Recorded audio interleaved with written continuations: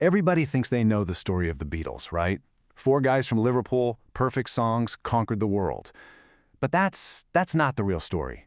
The real story isn't about what they released. It's about what they threw away. The Beatles had their greatest genius and they immediately threw it away.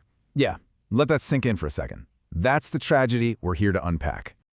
So, to understand how this all went so wrong, we have to go back to their absolute peak. But this wasn't some big celebration. No, it was a creative powder keg, and the fuse was already lit. Just look at this period from late '66 to late '67. It was this perfect storm, a special moment in time where all four of them, all their individual creative powers just converged and exploded all at once. But that explosion, it created what's been called a hot house intensity. And trust me, that's not a good thing. It was a pressure cooker, an environment so intense that, as the source material says, it just could not be sustained for long. So get this. You've got four legitimate geniuses, all of them hitting their creative peak at the exact same time, all stuck in the same room. Sounds like a dream, doesn't it? Well, it wasn't. It was a catastrophe waiting to happen. And this is where it gets wild. And here's the problem. That massive explosion of genius, it wasn't unified. It was actually pulling the band in four totally different and often opposite directions. I mean, just look at John and Paul. Their styles were becoming completely incompatible. John wanted chaos, that surreal, disruptive sound. But Paul wanted beauty, these perfect, clear, almost hymn-like ballads. There was no middle ground. They couldn't compromise. And while those two were pulling the band apart, a third, massive creative force was emerging from the shadows. George Harrison wasn't just the lead guitarist anymore. Oh no, he was forging his own path entirely. His songwriting started to show this completely different outlook, way more spiritual, way more direct.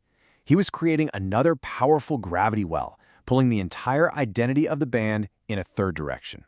By the way, drop a like if you think genius deserves to be heard no matter what. And then came the squeeze. As if the internal fighting wasn't enough, the relentless machine of the music industry added a new enemy: time. This is where it starts to get dark. Even back in the Rubber Soul sessions, the pressure was already insane. A real deadline panic, as one source puts it, had already set in. They were being forced to choose between making something great and making something fast, and they were losing that battle. 11.5 hours. That's the total time it took them to create the song Birthday, from absolute scratch. Compose, arrange, record, and mix. That's not efficiency, that's a desperate sprint to the finish line. They were completely burning out. Go ahead and comment which member you think was the most creatively suppressed. But here's the cruelest part of the whole story. It wasn't just the deadlines. It wasn't just the infighting. By the end, their own incredible standards, their own genius, had become the enemy. They actually started rejecting their own masterpieces. Can you even imagine that?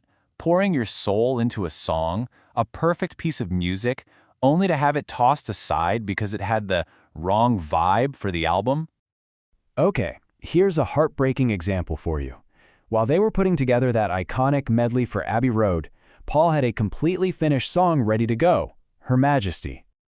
But Paul himself decided to junk it. He literally took a razor blade and cut it out of the master tape. Why? Because it was a conspicuous misfit. It just didn't fit the flow. Their standards had become so tyrannical that a perfectly great song was now considered garbage. Go ahead and like if you've ever had a great idea rejected. By 1968, they'd basically given up. That creative fire that made them legends was now the very thing burning them to the ground. And then, it ended. The Get Back sessions in '69, that was the final act. One source calls it a painfully sad commentary on the group's inevitable breakup. The friction, the tension, it was just unbearable. They were no longer a band. They were four artists sharing a studio, each one already stockpiling their best songs for the solo albums they knew were right around the corner. If you want more untold music stories like this one, make sure you subscribe. And that leaves us with the most haunting question of all, doesn't it? What would those lost songs have actually sounded like? The masterpieces thrown out for having the wrong vibe, the ideas they saved for themselves. What would have happened if they just had a little more freedom? We'll never know, because the greatest tragedy of the Beatles isn't that they broke up, it's that genius is a terrible, terrible thing to waste.